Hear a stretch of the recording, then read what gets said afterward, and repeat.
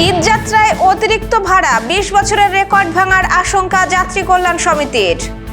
সড়কে বিশৃঙ্খলা হলে ঈদের পর ব্যবস্থা, হুঁশিয়ারি সড়ক পরিবহন মন্ত্রীর। প্রবাসীদের নিরাপত্তায় ঈদেও 24 ঘন্টা খোলা থাকবে নিয়ন্ত্রণ কক্ষ।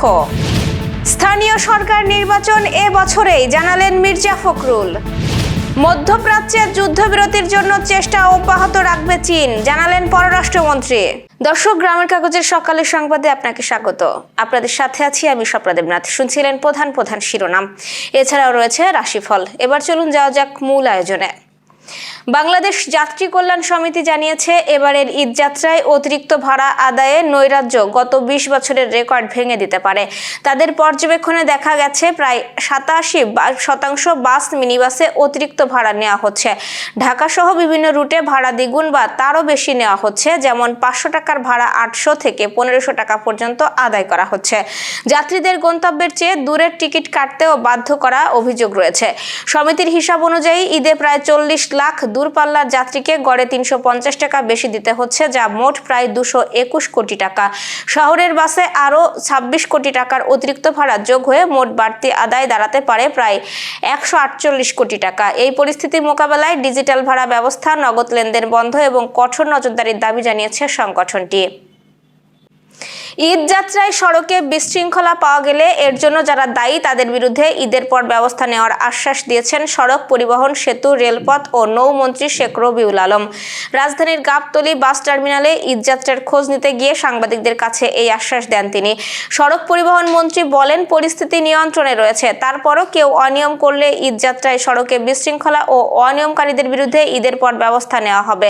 তিনি আরও বলেন, বিভিন্ন জায়গায় গাড়ির বিচ্ছিন্ন চাপ বাড়লেও তার নিয়ন্ত্রণে সার্বক্ষণিক কাজ করছে সরকার। এর আগে সোমবার ঈদ যাত্রায় যানবাহনে এবার বেশি ভাড়া নেওয়ার নজির নেই বলে জানান শেখ রবিউল আলম।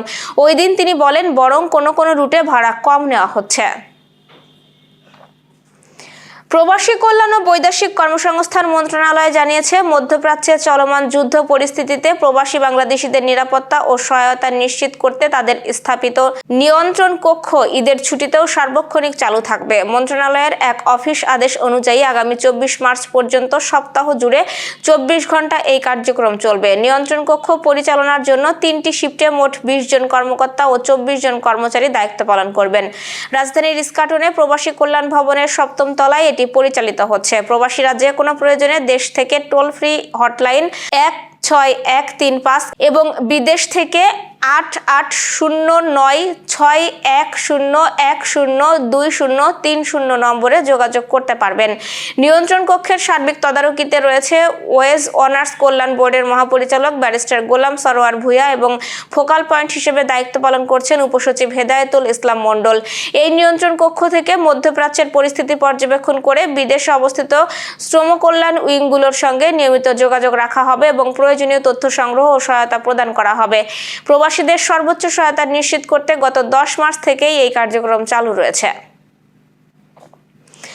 চলতি বছরে স্থানীয় সরকার নির্বাচন অনুষ্ঠিত হবে বলে জানিয়েছে স্থানীয় সরকার, পল্লী উন্নয়ন ও সমবায় মন্ত্রী এবং বিএনপির মহাসচিব মির্জা ফখরুল ইসলাম আলমগীর। তিনি বলেছেন, স্থানীয় সরকার নির্বাচন নিয়ে কাজ চলছে। নিঃসন্দেহে এই বছরে স্থানীয় সরকার নির্বাচন অনুষ্ঠিত হবে এবং যত দ্রুত সম্ভব এই নির্বাচন অনুষ্ঠিত হবে। রাজধানীর গুলশানে দলের চেয়ারম্যানের কার্যালয়ে সমসাময়িক ইস্যু নিয়ে গণমাধ্যম কর্মীদের সঙ্গে আলাপকালে এই তথ্য জানান মির্জা ফখরুল। বিএনপির নেতৃত্বাধীন নতুন সরকার দায়িত্ব নেওয়ার 1 মাসের মাথায় নির্বাচনী প্রতিশ্রুতিগুলোর দৃশ্যমান হতে শুরু করেছে বলে দাবি করেন মির্জা ফখরুল। তিনি বলেন, বিএনপি যখনই ক্ষমতায় আসে তখনই কিছু না কিছু বৈশ্বিক ঝামেলা তৈরি হয়। এবারও দায়িত্ব নেওয়ার পরপরই ইরান ইসরায়েল যুদ্ধের মতো বড় সংকট সামনে এসেছে, কিন্তু সরকারের যোগ্যতার কারণে দেশে জ্বালানি তেলের কোনো সমস্যা তৈরি হয়নি এবং তেলের দামও বাড়েনি। এমনকি সংকটের মধ্যেও গার্মেন্টস খাতের শ্রমিকদের বেতন সঠিক সময়ে পরিশোধ করা সম্ভব হয়েছে। দলীয় কর্মকাণ্ড নিয়ে বিএনপির মহাসচিব বলেন, বর্তমানে ছোটখাটো পরিসরে দলের কার্যক্রম চললেও এবছরের মধ্যেই বিএনপির দলীয় কাউন্সিল অনুষ্ঠিত হবে। এছাড়াও স্থানীয় সরকার নির্বাচন নিয়ে দ্রুত কাজ চলছে এবং এই বছরের মধ্যেই যত দ্রুত সম্ভব এই নির্বাচন সম্পন্ন করার পরিকল্পনা রয়েছে সরকারের। চীনের পররাষ্ট্রমন্ত্রী ওয়াং ই বলেছেন, মধ্যপ্রাচ্যে যুদ্ধবিরতি এবং সংঘাত বন্ধের লক্ষ্যে বেইজিং মধ্যস্থতাকারী হিসাবে কাজ চালিয়ে যাবে।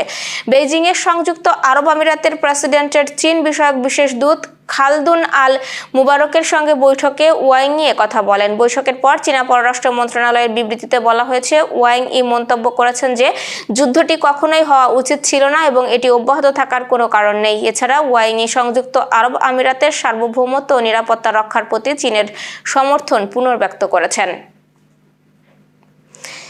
দর্শক, এবার চলুন জেনে নিই কেমন যাবে আপনার আজকের দিন, অর্থাৎ 19শে মার্চের রাশিফল। মেষ রাশির আজ কর্মক্ষেত্রে নতুন সুযোগ আসতে পারে, তাড়াহুড়ো করে সিদ্ধান্ত নেবেন না। পরিবারের কারোর সঙ্গে মতবিরোধ হতে পারে। বৃষ রাশির অর্থনৈতিক দিক ভালো থাকবে, পুরানো কোনো সমস্যার সমাধান হতে পারে এবং প্রিয়জনের সঙ্গে সময় কাটালে মন ভালো থাকবে। মিথুন রাশি, যোগাযোগে সতর্ক থাকুন, ভুল বোঝাবুঝি হতে পারে। নতুন কাজ শুরু করার আগেই পরিকল্পনা করুন। কর্কট রাশির আজ আবেগ নিয়ন্ত্রণে রাখা জরুরি, কাজের চাপ বাড়লেও ধৈর্য ধরলে সফল হবেন। সিংহ রাশির সামাজিক সম্মান বাড়তে পারে, নতুন পরিচয় উপকার হবে এবং খরচে সংযমে রাখুন।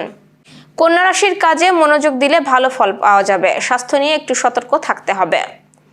তুলা রাশির সম্পর্কের ক্ষেত্রে ইতিবাচক দিন, আজ দাম্পত্য বা প্রেমে সুখবর পেতে পারেন। বৃশ্চিক রাশির গোপন শত্রুর ব্যাপারে সতর্ক থাকতে হবে, কর্মক্ষেত্রে চাপ বাড়বে। ধনু রাশির ভ্রমণের সুযোগ আসতে পারে এবং শিক্ষার্থীদের জন্য আজ ভালো দিন।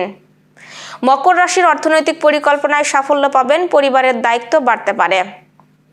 কুম্ভ রাশির বন্ধুদের সহযোগিতা পাবেন, নতুন আইডিয়া কাজে লাগালে লাভ হতে পারে।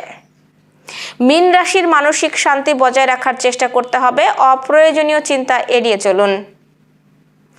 দর্শক, এই ছিল এখনকার আয়োজন। সব খবর সবার আগে জানতে ও দেখতে চোখ রাখুন গ্রামের কাগজের ইউটিউব চ্যানেল ও ফেসবুক পেজে।